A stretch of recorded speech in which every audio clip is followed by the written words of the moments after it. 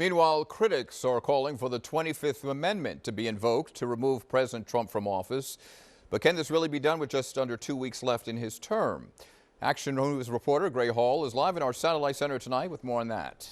Gray. Hi, Rick. While we'll continue to hear those lawmakers call for the removal of President Donald Trump from office, the experts saying that this process will likely be contentious. And as you mentioned, it will take some time, and we're just days away from Inauguration Day. The violent takeover by Trump supporters and rioters in the nation's capital has prompted lawmakers in both parties to discuss removing President Donald Trump from office. Many have mentioned using the 25th Amendment.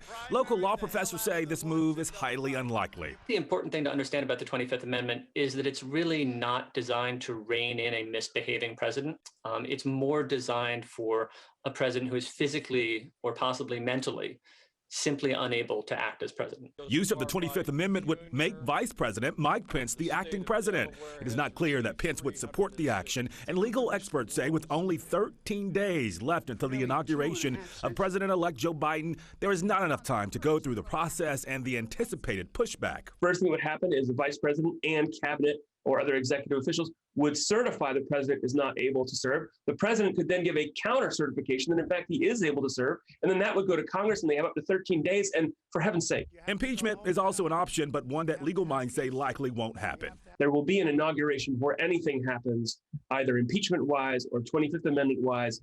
President Trump is securely the president for the remaining 13 days.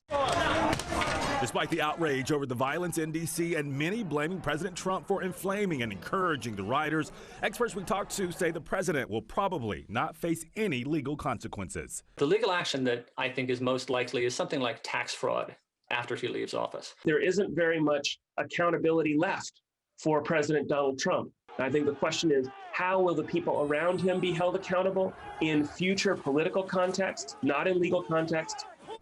All right, and so tonight the calls for the president to be removed from office continues. It is not clear if that will happen.